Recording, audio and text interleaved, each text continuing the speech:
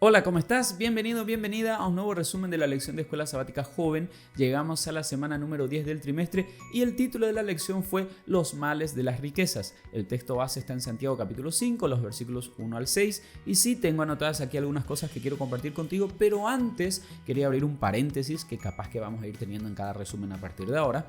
Quería mandar un saludo muy especial a dos clases de Escuela Sabática Joven muy especiales para mí porque están en mi distrito. Son las clases de Hernandarias y de la iglesia de San Alberto, que siempre están ahí. Pastor, ¿y a qué hora subís el resumen? Bueno, chicos, acá está el resumen, ya está. Menos presión, menos presión. Obviamente tengo muchos otros jóvenes en el distrito, pero estas son las dos iglesias que tienen ya su espacio joven bien organizadito. Y por otro lado, un saludo especial para los chicos de la Iglesia Adventista de Avenida Argentina en la ciudad de Valdivia, en Chile, ¿sí? Maritza Jaramillo estuvo escribiendo varios comentarios allí, tipo, más te vale que nos saludes en el próximo video y cosas así. Así que un saludo para Maritza y para sus jóvenes que cada semana nos están acompañando también en los resúmenes. Y vos, ¿desde dónde nos estás acompañando? ¿Querés mandar un saludo especial para tus jóvenes? Deja ahí escrito en los comentarios y no te olvides de compartir este canal que ya llegó a 1050 suscriptores, que para nosotros es un logro, tipo, qué sé yo. Nunca pensamos que cuando comenzó todo esto de la pandemia y tener que meterse en los medios digitales a crear contenido, no pensamos que íbamos a llegar a esto con lo que es la Escuela Sabática de Jóvenes. Un paréntesis dentro del paréntesis: miércoles tengo un video nuevo para vos que no tiene nada que ver con Escuela Sabática,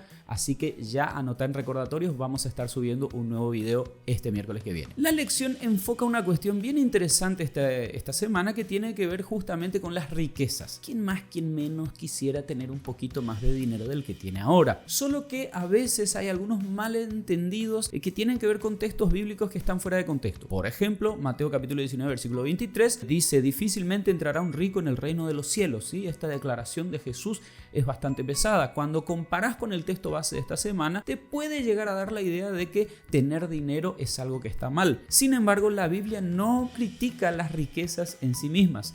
Todo lo negativo relacionado con las riquezas en realidad está asociado con la relación de las personas con esas riquezas.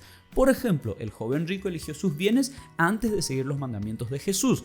Y de paso, la historia termina con esto de que Jesús miró triste al joven porque realmente lo amaba. El punto central en la historia del joven rico no son las riquezas en sí, sino la respuesta del joven ante el llamado de Jesús. Por otro lado, como todos los dones de Dios, lo que hacemos con las riquezas es más determinante que las riquezas en sí. En el texto de esta semana, Santiago denuncia a ricos que están usando su riqueza, su influencia, su poder, no para hacer el bien, sino por el contrario para hacer el mal. Así que la condena es para quienes usan su poder y su influencia gracias a las riquezas como arma en vez de una oportunidad para amar. Por eso es que Santiago no escatima palabras para prevenir a esta gente de que un día eso que tanto aman se convertirá en un testimonio en contra de ellos mismos. Santiago capítulo 4 termina con esta idea bien establecida de que es importantísimo que nosotros dependamos de Dios en todas las áreas, incluyendo en los negocios, que son áreas no muy espirituales aparentemente. Los humanos tenemos la tendencia de alejarnos de Dios y a veces eso también sucede cuando depositamos nuestra confianza en algunas seguridades que nosotros mismos ideamos. Eso está mal. El mundo te hace pensar que las riquezas son una fuente de seguridad. Y vos podrías decirme, sí, si yo tengo mucho dinero, yo voy a poder pagar un buen hospital, voy a poder comprarme un buen auto, en fin, puedo hacer más cosas con el dinero. Y no estás equivocado, no estás equivocada. La cuestión aquí es este problema que plantea Santiago. Puede que a nivel terrenal las riquezas sean una especie de seguridad, pero los versículos 2 y 3 del capítulo 5 nos recuerdan que el oro y la plata corroen. Las polillas arruinan vestiduras lujosas. En fin, todo lo que tengas de origen material y en lo cual estás depositando tus seguridades tiende a arruinarse con el tiempo. Claro, es muy fácil juzgar a los ricos cuando esos ricos son otras personas y no nosotros. Entonces aquí entra algo que también Santiago nos presenta. La cuestión es que vos y yo podemos caer en lo mismo que están cayendo estos ricos, tengamos o no la misma cantidad de dinero, tengamos mucho o poco recurso económico, nuestro carácter es revelado en la forma en cómo nosotros administramos esos recursos. En Mateo capítulo 25, versículos 3 al 14, nosotros tenemos un ejemplo de eso. Estos tres siervos que que reciben los talentos que el Señor le da, que esos talentos, por si no lo sabías, eran recursos económicos, y te das cuenta de que los que recibieron más son los que administraron mejor, mientras que el que recibió menos es el que termina siendo castigado porque no supo hacer un uso correcto de lo que su amo le había dado. No importa el nivel económico en el que vos y yo estemos, tenemos necesariamente que plantearnos estas dos preguntas. 1.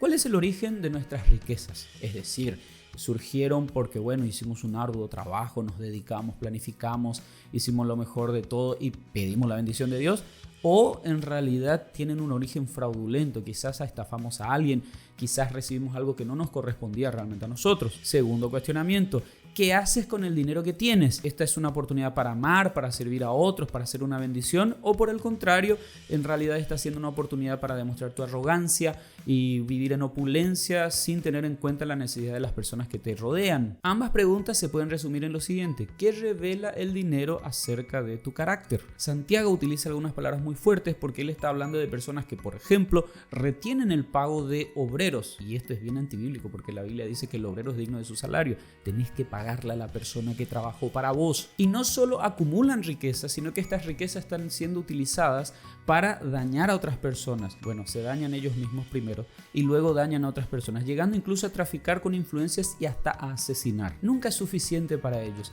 Y esto es triste porque desperdician oportunidades de amar al prójimo que están allí en sus manos, y realmente las consecuencias de sus actos terminarán alcanzándolos en algún momento. Las palabras de Santiago parecen ser extremadamente duras, pero si entendemos el contexto en el cual él está escribiendo, vamos a entender también por qué él está siendo tan ácido con lo que está diciendo. Por un lado, recordemos esto: la división de los capítulos en la Biblia no necesariamente es una división inspirada, por eso vas a ver algunas variaciones entre Biblias y Biblias. Cuando Santiago escribió, no es que él iba diciendo, aquí termina el capítulo 4 y aquí empieza el 5. Es por eso que los capítulos 4 y 5 de Santiago no están tan separados como creemos. Si te fijas en el versículo 17 del capítulo 4, él termina diciendo que no hacer el bien sabiendo lo que está bien, eso también es pecado. Y esto tiene una dimensión interesante porque después comienza a hablar de los ricos, los que tienen recursos y medios para hacer el bien, pero no lo están haciendo. Podríamos recordar que Jesús contó la historia de dos siervos que habían sido infieles hacia su amo,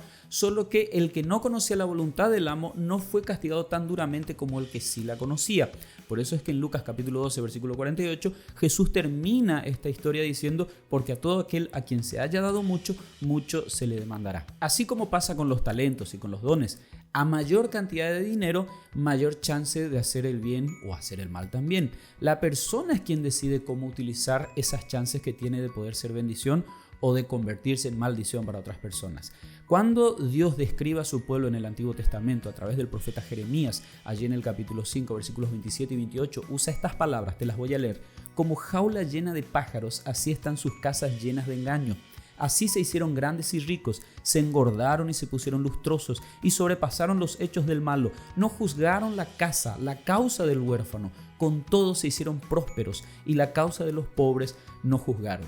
Igual que los ricos de Santiago, estos poderosos no usaban sus dones para hacer el bien, daban rienda suelta a la maldad que tenían en el corazón. Y así como Dios hizo un llamado en el Antiguo Testamento para que estos poderosos se arrepintieran, Santiago también está haciendo un llamado para que estos ricos poderosos puedan volver en sus pasos hacia Dios y replantearse cómo están utilizando los dones que el Señor le dio. Lo triste es que parece que está hablando de la destrucción de las riquezas de estas personas y esto es algo inevitable, pero ellos como que no se dan cuenta. Por eso es que utiliza palabras duras, porque intenta alertar a su audiencia. ¿Será este el último intento de Santiago para poder salvar a estas personas? El mundo dice que ser rico es genial. Está perfecto. Seguramente ves las redes sociales y decís: ay, cómo quiero ser como el tío Mark, que pueda andar como quiere. Pero ¿cuál es el resultado? ¿Hacia dónde vas? El señor Mark, no estoy diciendo nada de usted, perdone, no se confunda. Lo que Santiago quiere es que estos ricos cambien de actitud y vuelvan al plan original que Dios tenía para ellos cuando pensó en darles todos estos dones que estaban recibiendo. Si hubo alguien con poder e influencia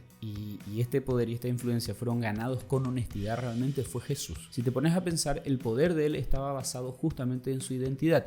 Él era y continúa siendo el Hijo de Dios. Ahora, en vez de usar su identidad como un arma, él decide, según Filipenses capítulo 2, versículo 7, despojarse a sí mismo tomando forma de siervo, ser hecho semejante a los hombres. Y tenemos unos casos en el Nuevo Testamento que realmente te vuelan la cabeza. Él tenía hambre y Mateo 4, 3 y 4 nos dice que no convirtió las piedras en pan y él tenía poder para hacerlo. En Marcos 15, 31 se nos dice que no se liberó de la tortura de la cruz, por más que se burlaban de él, y él tenía poder para liberarse de la cruz. En Mateo capítulo 8, versículo 20 se nos dice que incluso vivía de la generosidad de los demás. O sea, vos alcanzás a dimensionar eso. Como una persona teniendo tanto poder decide no usarlo, porque usarlo implicaría que quizás no todos sus hijos se salvarían. Creo que es algo que vos y yo no lograríamos entender y mucho menos poner en práctica en algún momento. En vez de forzar a otros a que hicieran su voluntad, usó su poder para servir y para amar a los marginados.